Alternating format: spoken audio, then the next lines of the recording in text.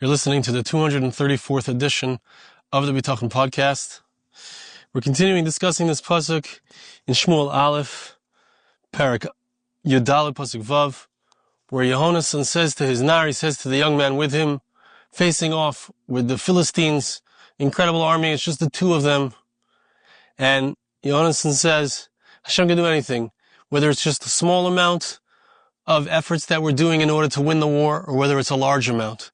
Last week we spoke at length about the involvement in parnasa, how much involvement is needed. We said as minimal as possible. Not so much effort is needed.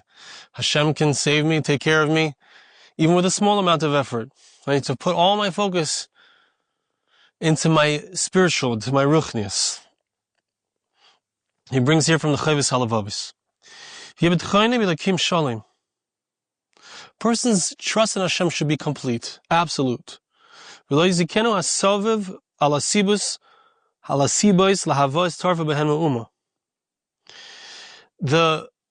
things that seem to be the causes for why he has parnasa, why a person has the things that he needs, nothing can stop it really. If a person is meant, if Hashem wants a person to have, and Hashem does want us to have what we need, so nothing can really stop it. The things that seem to be the reasons for why we get what we need are not really the reasons.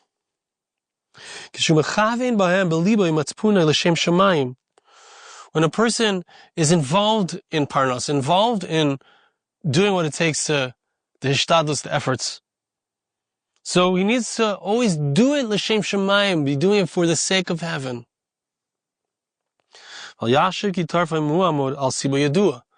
You can't think that even if you have a job, a good paying job, regular paycheck, don't ever think that that's the source of your money. Don't ever think that, if I lose my job, I'm not going to have any money. That's just not true. Always put your faith in Hashem, that He's the one that's providing for you that which you need, the money you need. And you should know and recognize and realize and remind yourself that for Hashem, everything's the same. They're all just different vehicles, but the point is I'm going to get you the money. Hashem's going to get you the money.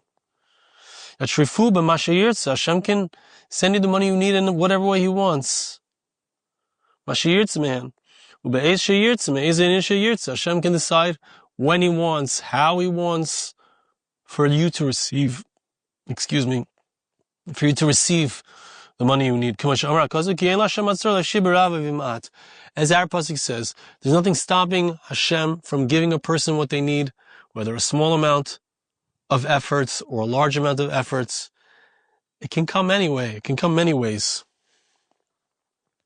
That's the Chavis Halavavis. Now he brings from the Orchis Tzadikim.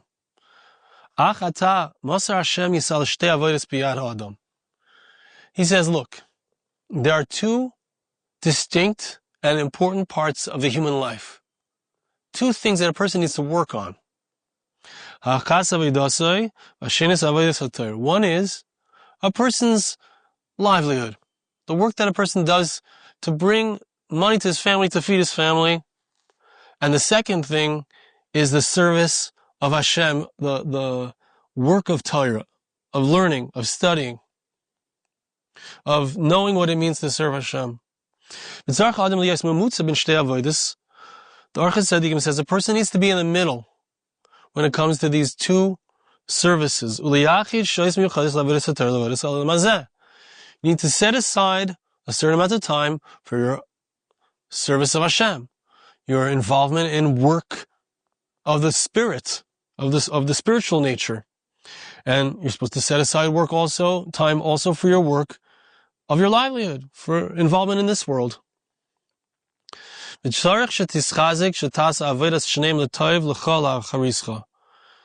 you need to strengthen yourself that you do both of these works, that it should be good for you in the end.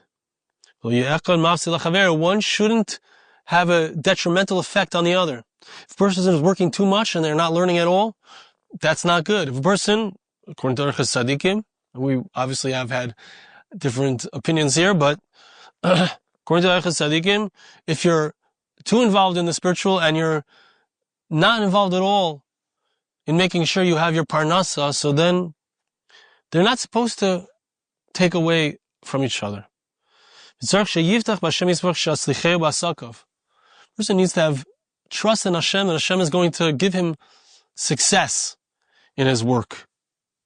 Don't trust in the work that you're doing and your involvements. Don't think that your hishtadlus is what's doing it. Once again, he hammers it home. We've heard this last time, but we're going to hear it again. Person needs to think that this that I'm involved in is a path, a way that Hashem gives me what I need, my livelihood. Person who has a particular way. There's some people who jump around different things, go from one job to another, but a person should, when they're involved in a particular activity, that's the thing that they usually do in order to make money. Again, like the Chavis Halavav said, don't think that if I lose this job, I'm going to be lost. Trust in Hashem. Person should think, if I don't have this thing that I'm involved in, Hashem can give me a different job, a different way of earning my money. Because all of my needs, all of my actions, all of my parnasa, my livelihood is in the hand of Hashem. Hashem has lots of different ways of getting me what I need. There's nothing stopping Hashem from giving me what I need. There's nothing that blocks Hashem, as it were, from salvation. He can save me whether I do a little or a lot. He brings it from the Sefer Machaneh Yisrael. It says like this. Passuk says in Yirmiyah, passuk we all are familiar with the second part. Baruch HaGever Sheyivtach Hashem. Blessed is the one who trusts in Hashem. But what about a person who trusts in a human being? Or HaGever Sheyivtach Ba'adam. Passuk says in Yirmiyah, in Jeremiah chapter 17, verse 5, cursed is the one who trusts in human beings. With some basar zraya, when Hashem Yasser Liboy, he makes the power, he thinks that the power is in the hands of someone who's flesh and blood. And he turns his heart away from Hashem. Ubiuro, says the Sefer Machaneh Yisrael, the explanation here is, Sha'adam shekol b'tchonahu al adam, shurak bisra bi'alma. A person who places all of his trust in a human being. The human being is just flesh. Right? A human being is here today, gone tomorrow. A person who does that, if I believe that my money comes from my boss, it's a bad thing. In came in Yanenu Nami Kama Magunu Keshakol Bitchani Rak ala Kesef Shal Dunya Yehonasan like Firit Sinai. Danger. Watch out. You're about to get married. And you found a wonderful girl and you're expecting a very nice gift. They're going to buy you an apartment, or they're going to put down a down payment of hundreds of thousands of shekels for you. Be careful. Don't ever believe for a moment that that's what guarantees your success. That's what you have to have in order to be able to learn. It's true that a person needs something, needs a place where the blessings of Hashem will take effect. Why does a person not believe that when he gets married,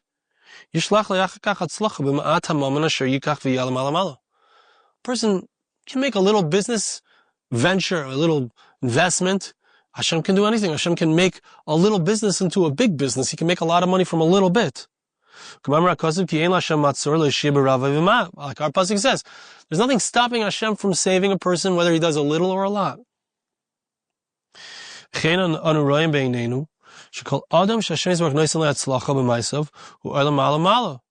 We find that there are people who, you look at the guy, you say, he's a mutzlach. He has good mazel, we say. He has good luck. Anything he does, anything he touches turns to gold. He's got the Midas touch. So if a person is meant to have the money, he could do a little thing, and it can make a lot of money. If a person is not meant to have it, no matter what he does, it's not going to work out. It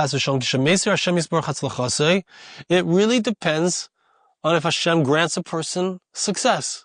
It's a spiritual issue. Hashem does not want to, heaven forbid, Hashem takes away a person's hatzlacha, person's siyata d'shmaya, the help of the divine assistance. If that person loses divine assistance, no matter what, it's not going to work. He brings here on the bottom, B'sefer Bayis Umanucha, and I believe that we might have seen this together before. We're going to go back to another thing that we saw 14 weeks ago, 14 times ago. Let's see. It says like this: B'sefer Bayis Umanucha Mevi Harav Moshe Aaron Stern Sheshamami Rabbi Yaakov Shurkin. Rav Moshe Aaron Stern heard from Rav Shurkin. I believe I've heard my Rosh Hashiva, Rabbi Per Zechron L'Bracha, mention the name of Rav Shurkin numerous times. At the time that Rav Shurkin was learning in Radin by the Chavetz Chaim, there was a 25-year-old bacher. He wasn't yet thinking about getting married. What are you waiting for? The Chavetz Chaim asked him. He said, I'm looking for a specific type of shidduch. Looking for a family situation as follows. I want my future father-in-law to guarantee, to pay off 5 years. Make sure that the guy has to be willing to pay for 5 years of my learning. Meaning, he has to provide for me for the first 5 years so that I know I'm set. I can't get married until I know that I'm set. So I can learn without any interruptions. Chavetz Chaim said to him, he asked him, how long do you think you'll live? Chavetz Chaim, sorry. Passuk says in Tehillim, person lives typically 70, 80 years. Chavetz Chaim says to him, no. So, okay, you're 25. Guy's going to give you 5 years so you can sit and learn without any worries. So by the time you're 30, what are you going to do when you're 30? Who's going to provide for you from the age of 30 to 80? That's 50 years. You got 5. What are you going to do the rest of the time? The bacher said, look, I believe in Hashem. Hashem's going to take care of me. I'm a believing Jew. Hashem is the one who provides. Chavetz Chaim said to him, let your ears hear what your mouth is saying. From the age of 30 to 80, you are willing to rely on Hashem. But you're not going to go out and get married until you find the right girl with the right father-in-law who's going to give you 5 years. Well, you don't trust Hashem is going to provide for you for the next 5 years? After that, He will? That's what Chavetz Chaim told him. Now, earlier in the book, page 270, so he brought the Eitz Hadas Toiv. In this context, I think it's really important to go over this and think about this. Remind ourselves of this. Some of us might be in the parsha of marrying off our kids. We need to think about this, or we might be. Someone listening to this might be in the parsha of getting married. The Eitz Hadas Toiv the Marcho, Rav Chaim Vital says, Hashem, you can tell if someone trusts in Hashem if they're marrying a woman for the sake of heaven. Who is this?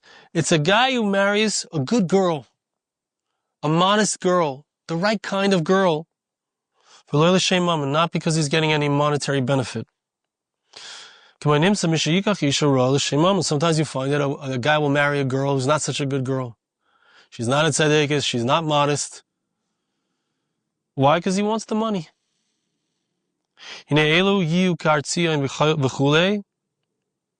What does it mean that it's going to be like the mountain of Zion? So let's refresh our memory about what we learned 2.5 months ago. He says an amazing thing. He says that all aspects of reality have a male and a female aspect. Even grass, even trees, right? There are fruit trees that are male and fruit trees that are female. The female trees, you have to make sure you get one. We got one in our yard. We just planted a year ago a rimon tree, and we saw that there was a flower, and we made the bet that if it has a flower, so it's going to grow a rimon. And Baruch Hashem, this year it did. We couldn't eat it yet. We have to wait 3 years. But you have male and female trees. You have the heavens and the earth, male and female. Stars, constellations, you have the mountains, you have the valleys. Everything has a dual aspect of male and female. Right? We're talking about male and female here, we're talking about marriage. You already know what it says in the Zarki Har Tzion, Zachar, Keneged Yesod. The Habaytchem Hashem Kehar Tzion, those who trust on Hashem are like the mountain of Zion, right? Har Tzion is the mountain where the Beis HaMikdash was built, Har Habayis. The aspect of Tzion is the male aspect. It corresponds to the aspect in Kabbalah of Yesod. Yushalayim Nekeva Keneged Malchus. Jerusalem, the greater Jerusalem area, corresponds to the aspect of Malchus, the female aspect. So when it speaks about Zion, when it speaks about Tzion, it uses a male language. It says, he, Zion, the mountain of Zion, will not falter. It doesn't say it in a female language. In Hebrew, you have male and female language. In reference to Jerusalem, it says that the mountains surround her. It doesn't say surround him instead of her. It says it surrounds her because Jerusalem is the female aspect. The verse is telling us that those who trust in Hashem, you marry the right kind of woman. A woman who's righteous. A woman who's modest. If that's what you're after, if you're after l'shem shamayim for the right reasons, not for the money, then you're not thinking only about the money, so then you did the right thing. And you're bringing together male and female. Male is Jerusalem. Male is Har Tzion, Har Habayis. That's the male aspect. The reward is that you will be like the mountain of Zion. The male aspect, and Jerusalem, the female aspect. These are two aspects, spiritual places. The Har Habayis, the place of the Beis HaMikdash, and Jerusalem, which receives and reflects the light of the Har Habayis.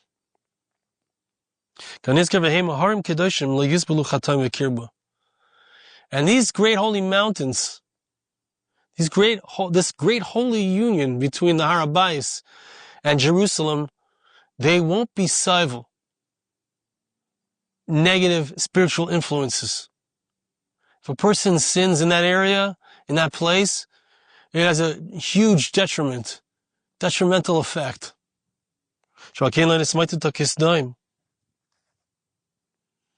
Right? So what happens to the people? Right? Klal Yisrael, heaven forbid, we were sinning 2,000 years ago. Beis HaMikdash is destroyed. Jews are exiled. Lo yimait, lo ilam yeshev. Right? The passuk says, it won't falter. It will always be inhabited. When we're doing what's right, if we are Bitachon Hashem and we have the proper faith, so then Har Tzion, the male aspect, Yerushalayim, the female aspect, come together. They don't falter. Human beings, the Jewish people who live there, remain there, are returned there. And in the same way, you want to have a proper relationship, a spiritual relationship, you want to have a marriage that lasts, it's not about the money. if you have the right kavanas, you're looking for a spiritual person who, right, think about it. She's a tzadikis. She's righteous. She's interested and focused on spiritual matters. And she's modest, which means to say she's not looking to attract attention to herself, because she's involved in egotistical type of thoughts and involvements in the world. She's modest. She's not trying to attract attention. That's the kind of girl. And it's not about the money. The money will come. Your needs will be provided. But it's Hadas Tevera, the Reb Chaim Vital says, you want the proper union, it's got to come with the proper intentions. You can't chase after the money. You can't chase after the woman who has the money who might not be so good. Finally, two small thoughts here. One is from the Tzava of the Chassam Sofer. And he said in his final will and testament, he said, he said, don't worry if I'm not leaving you a lot of money. When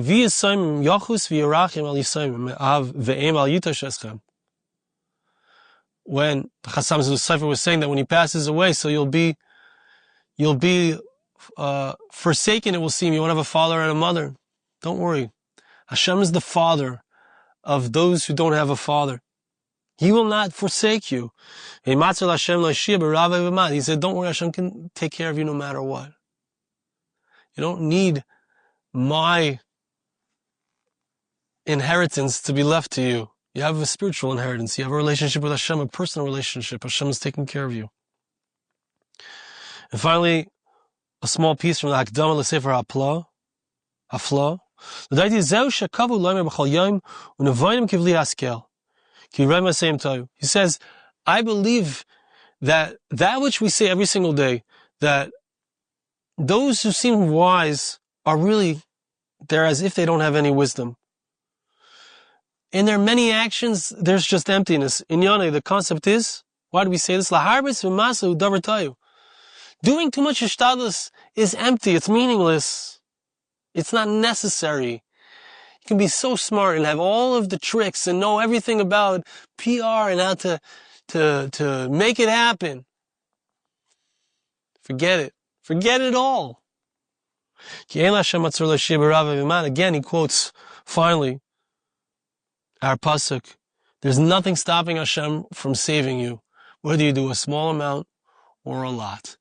So let's stick to doing a smaller amount and putting all of our focus, our large amount, into our ruchnius, into our relationship with Hashem. Thank you so much for listening. See you again next time.